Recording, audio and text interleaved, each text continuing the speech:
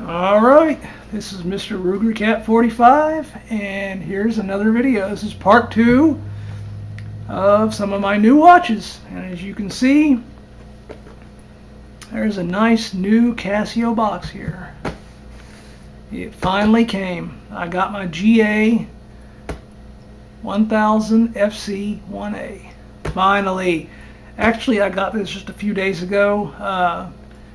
And I finally got it actually a few more days ago. I got it, and a few days ago I got it fitted to my wrist at a jewelry store. So we'll just pretend that we're unboxing it right now. Anyway, I was kind of surprised because, as you can see, this one came in one of the round tins. A lot of the G-Shocks come in the octagonal shaped ones. But whatever. Most of these you can get on eBay and wherever else for about $205, $210 and up. Mine cost me $208.95, and I think that was a really good deal. The same seller had another one a little bit before that for $204.95, but he sold it. And they said that they would save one for me, and they did until I can get the money up. So $208.95, and that was a lot of selling items that I really didn't want to sell, but I would rather have this than that, so it was kind of a choice. Still, it took me a little while to save up that kind of money. I know a lot of you out there, $208, well, hell, that's a beater watch for me. Well, I admire you, because for me, $208, that's 3/4 of a paycheck, of a 2-week paycheck. So now it's probably about more, because my hours have been cut.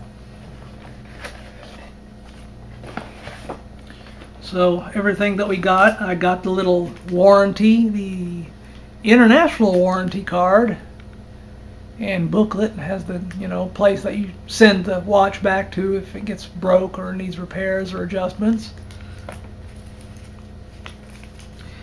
This actually is not part of it.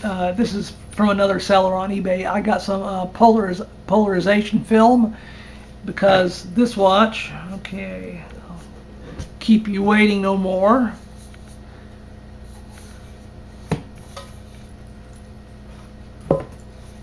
Look at that. That's a beauty. Here's my extra links with it. I had to remove 3 whole links. I've got tiny wrists.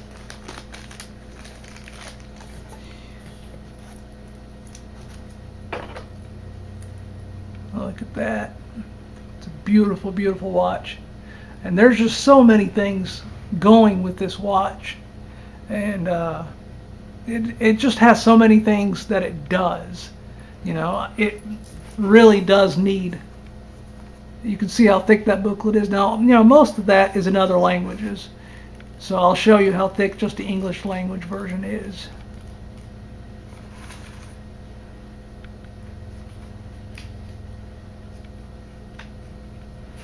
There we go. That right there is everything that you need to know about the watch in the English language. Now, that's not much, but that's still 66 pages. And there's just so much going on with the watch. It does, the features. I'll read you some of them.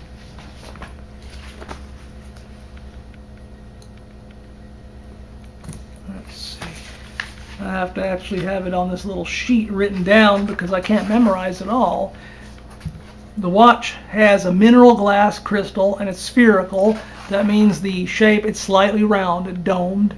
And I prefer that because it's stronger, and contrary to popular belief, it actually throws off less shine and glare than a flat surface. Flat surface has that whole plane to reflect back. This one is rounded, so there's only a small surface of it glaring and reflecting the sun at one time. Plus, as you all know, a dome is a very, very strong natural shape. It's one of the strongest shapes out there. So a dome shaped crystal is a lot less likely to get broken and scratched. even, well, I'll show you because of the shape. As you can see, there's little bumpers, kind of. It's a very high watch case, very thick. And the crystal lies very low underneath, below the surface of these bumpers. So it's got built-in protection. But also, since the center is the highest point, it being a dome, you know, it's less likely to get scratched, you know, except that one area. In that one area, it's, you know, no more likely to be scratched than any other watch. So it's mineral glass, and I believe, I'm not sure, don't quote me on this, I think there's some kind of a anti-glare or anti-reflective treatment, because as you can see, there's like a little blue glint off of it that usually happens. I don't know if you can see it right there, but usually that means it's some kind of a coating on it, kind of like a camera lens. It's got Neo Bright, which is a dual version of illumination. It's got the regular glow-in-the-dark phosphorescent indices and hands and numerals, and also it's got a black light UV that illuminates the numbers and indices in a really nice blue-green tone. And I'll show you the lume on the watches here in just a second, at least hoping that the battery holds out. This camera that I've got, it's a DX GA-1000FC-1A, I believe, and it's got this disconcerting feature that it'll just blink when the camera is getting low on battery and instantly blink off. It doesn't give you a warning, a few minutes or, you know, 10 seconds even, just blinks right out. Anyway, it's shock resistant, 200 meter water resistance. The case is made of resin and stainless steel. It's got a one-touch, three-fold clasp and a resin band. Neon illuminator, which I've already said. Auto light switch, which if you have it set on and you turn your wrist 40 degrees towards you, it'll light up automatically. I've turned that feature off because it wastes battery power. Digital compass. It's got a whole bunch of features with that. Magnetic declination correction, bearing memory, all kinds of stuff. Thermometer, world time, 31 time zones, 1/100th of a second stopwatch, countdown timer, 5 daily alarms, hourly time signal, full auto calendar to year 2099, 12 or 24 hour format, low battery warning. Gee, I wish my camera did. Button operation, tone on or off, analog, regular timekeeping, digital. The accuracy is plus or minus 15 seconds a month. So it's about a half a second a day. That's awesome. That's great. 120 grams is the total weight. So I really wish, the only complaint I have with this, I hope you're listening, Casio, the only complaint, please make these in solar and with the triple G resist. That's the enhanced G-Shock. Please. I mean, we're already paying good money for these, and you know, a lot of the higher end ones in this line even have the solar and the triple G resist, and since these are aviation watches also, kind of wondering why they didn't make these, you know, and or at least an updated version. Anyway, in a minute here I'll take you into the bathroom and show you the lume on the watches, but I'll let you drool on the watch a little bit more. Very, very light compared to something like a Wenger right here. This is a very flat, light little watch. I mean, it's solid stainless steel. I've had it for about 12 years, but compared to these, it's right about the same. I mean, I'm sure a scale could tell a difference, but I can't. It's a great watch. A little thick. It's, you know, that's the hardest part to get used to, but you know, if you're more likely to bump it, then it's also got the G-Shock protection and the little bumpers on the case, so they're thinking of everything truly. The compass feature, it's at the 9 o'clock, and as soon as you push the button, it goes to a compass. You can see there the hand is automatically pointing to north. And it'll automatically go off in about 8 seconds or less now. Or if you want it, push the button right below it. There we go. It automatically goes back to the place where the seconds would be if you weren't using the compass feature. So it compensates for that. You can't see the loom, I know. Well, maybe you can, but it's beautiful. It's a really nice watch. The thermometer, you can set it for Celsius or Fahrenheit. Now this band, a lot of people, they don't like it because it's made of plastic, well, resin actually. Now the buckle is not. The buckle is made of stainless steel, I believe, or some kind of steel. The only thing I don't like about it is that it does not have the safety lock over it, the little clasp. The only thing that locks it is that little tiny button right there, that little knob. It engages a couple of spring-loaded teeth, kind of like this, and the teeth clamp onto the knob, and it can't pull through. But it's, I don't know if it's going to be a problem or not. We'll find out if the watch slips off. But I wish that they had that little backup right there. I really wish they had that over it. They got a little resin or thermoplastic rubber bumpers kind of here, because this is a very high wear area. This is where a lot of watches get scratched. So they've thought of that too. We're going to take a little detour now, and I'm going to show you some of my earlier watches. Better get everything squeezed in, because otherwise that camera will run out of battery power. I don't feel like spending 12 hours charging the battery up.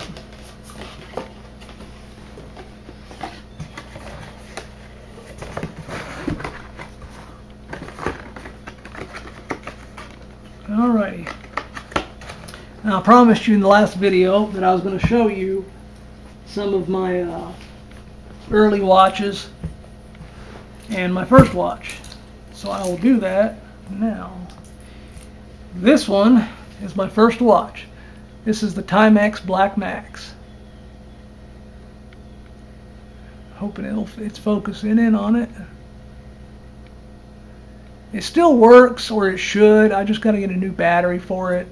And this isn't the original band. It had like a regular resin plastic strap or something. I bought this one sometime probably in '88. No later than, maybe '87. I'm not really sure. It cost $19.77 at Revco Drugs. I was saving up for this watch because this was one of the only ones that was within my price range. I believe I saw it in the Sears catalog. I believe it was like $22 or $25, somewhere like that. And I was slowly saving up, $5 a week for allowance. And now I got 20 if I mowed the whole yard, but that's quite a big yard. And kids, they'll spend the money, really quickly.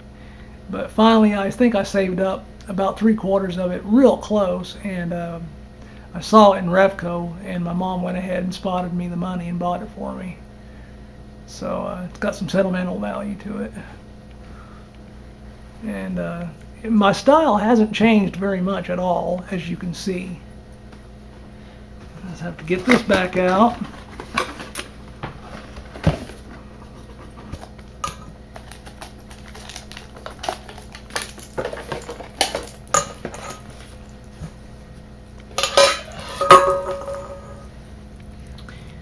There we go. As you can see, I prefer watches that have a black face.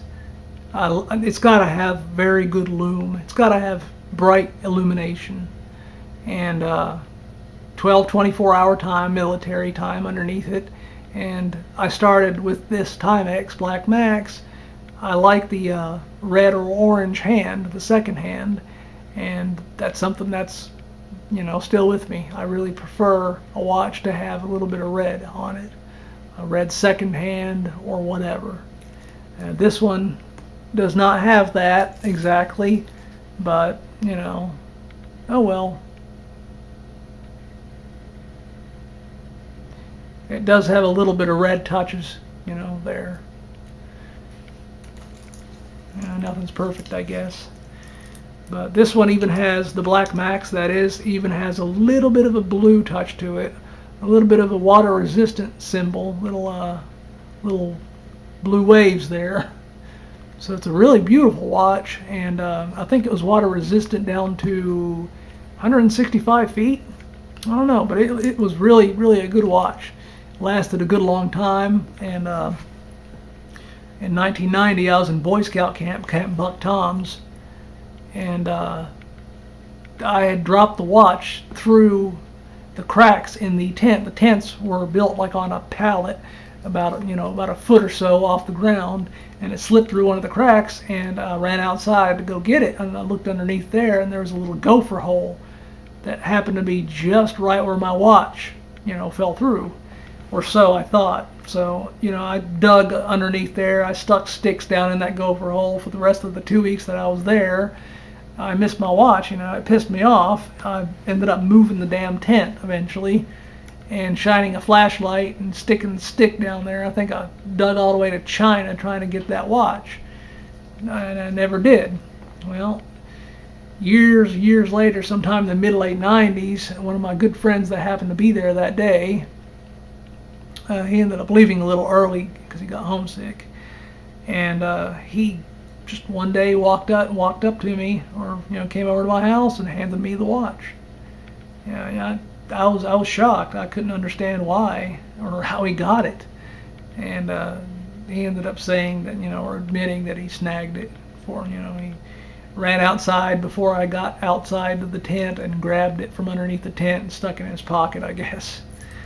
So I was a little pissed, but I was more glad to get the watch back because it has a lot of sentimental memories to me. So I got it back. I ended up actually missing the watch so badly that my mom ended up buying me another one, I think.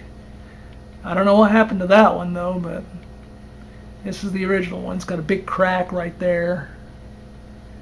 I don't know if that would compromise the waterproofness or not. I do need to get another battery for it, just for sentimental reasons, see if I can still wear it and see if it works. Anyways, moving right along. This is a watch that I've been wearing off and on. This is a KGB commemorative watch. There's a catalog or a company back out in mid-late 90s, around there, Sovietsky collection. And they used to import a lot of things from the former Soviet Union and Russia. And these watches came in. This is just a beautiful watch. You can see that beautiful kind of a greenish teal color to it. It's got a kind of a metallic sheen to it. Beautiful watch. You can get these on the internet still. They're automatics. They're wind up, but it's also kind of kinetic, run by the motion of your wrist like that. So you can wind it up like that or keep it wound. You do need to, once it's dead, I think, wind it up. I don't know if you can hear that. Sure, you can see the little hand moving. There we go. It's got a screw down crown like a diving watch. And it's got a very quiet little tick. The hand moves in very small increments. Very nice watch. Beautiful watch, actually. It's one of the reasons I stopped wearing it back in about 2001 or something like that. I was just afraid I'd, break it or damage it. Beautiful. I use it like a dress watch now once in a while. I still wear it, but too nice. I don't want to take the chance of damage it, I have bad watch karma. Anyway, moving along, this is another one of my quests for perfection in watches. And this is possibly as close as they come for one of them. It's Chase Durer Special Forces 1000. These used to be advertised in a lot of the magazines like Tactical Knives and stuff like that back in the early 2000s. They might still be, but I haven't seen them for a long time.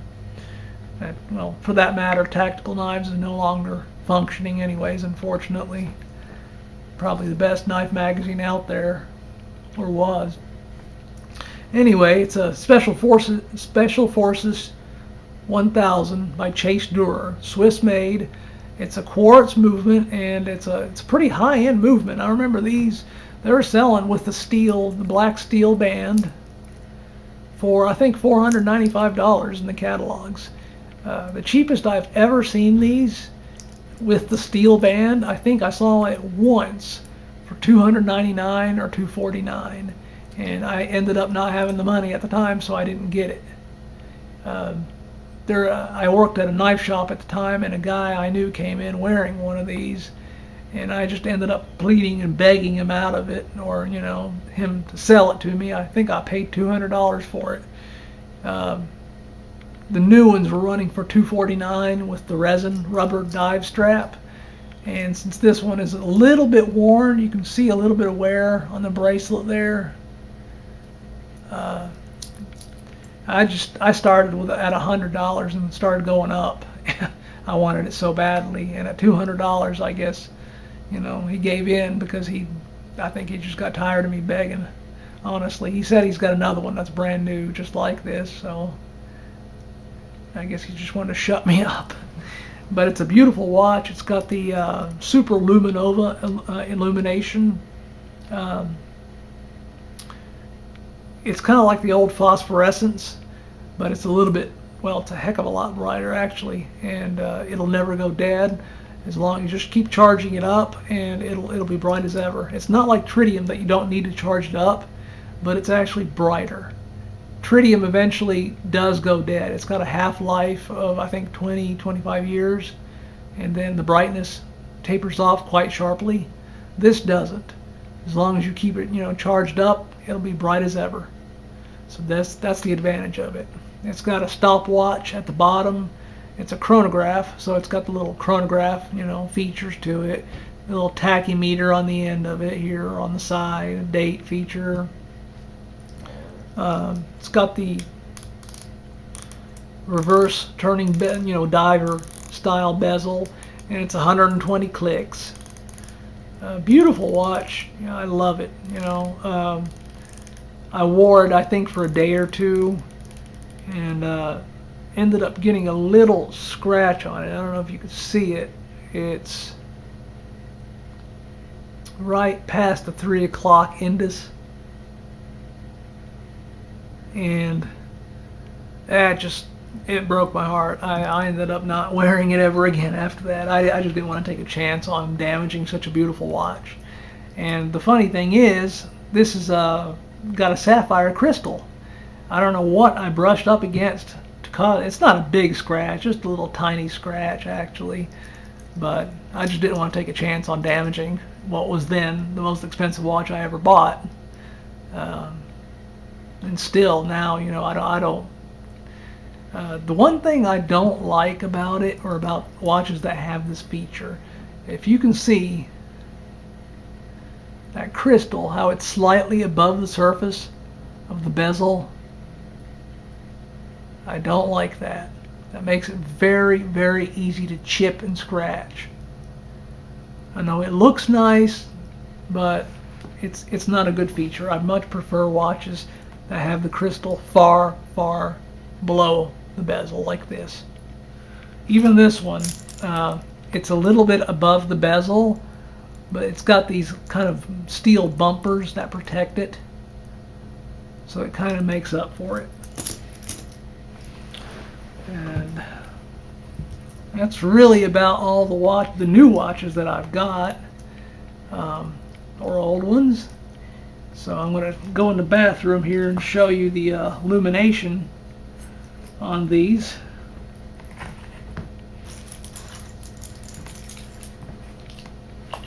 So if you'll go with me here, right along into the bathroom.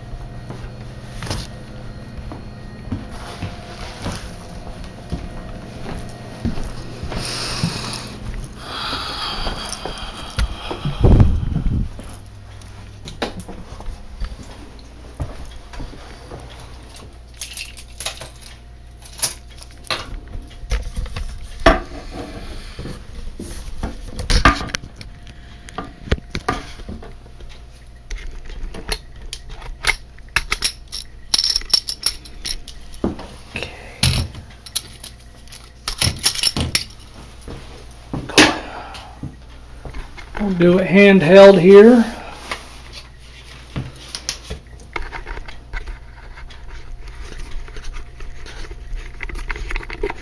Part of the reason is, actually, when I finished the last video on Bowie knives, I was messing around with the stand, the camera stand, and see this little gadget here that attaches the camera bottom?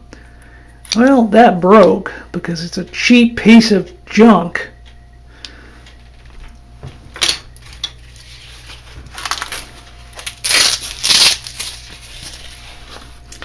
So what I'm going to do is I want to lay these out in order.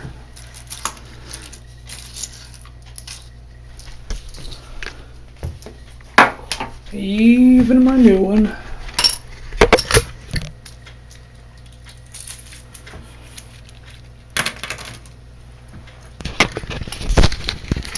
Actually, I'm doing this mostly for the new one, so you can see the illumination. And I'll hit them with a charge.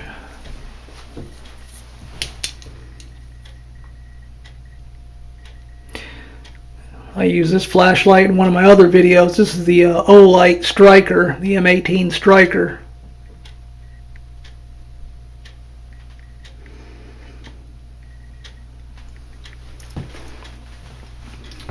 Now, admittedly, it does work a whole heck of a lot better if you charge them up in the sunlight and for a little bit longer. But I just want you to get an idea kind of about the lume on these.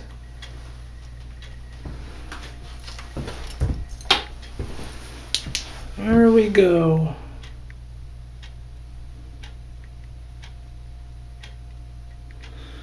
The only ones you can see is the Chase Dur with the Super Luminova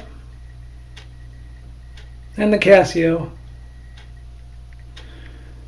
Now I know my old Wenger's got a lot better lume than that, so kind of want to give it a second chance.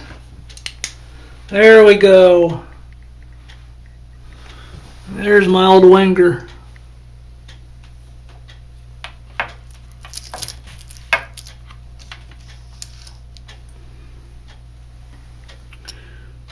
There, right there at the right is the Casio.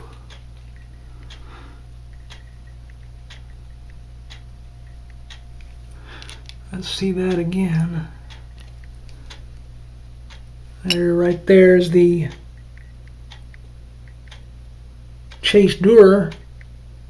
Now, yeah, it does work a whole heck of a lot better if you're outside in the sunlight. There we go.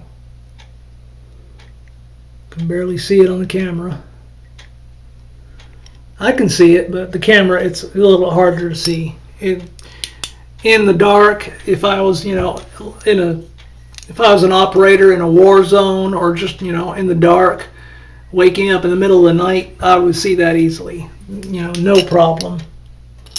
But the camera, it's just a little harder. So I'll do that again. There we go.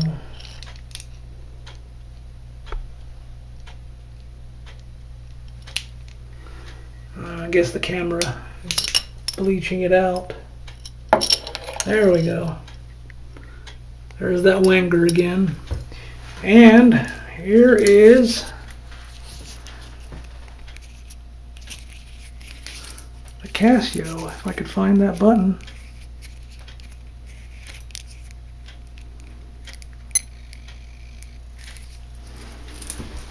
I gotta turn that damn light on.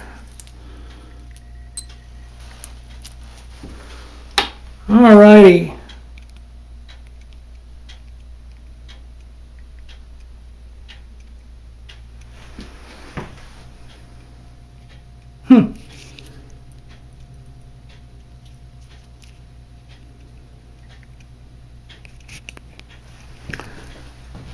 Let's try the night mode.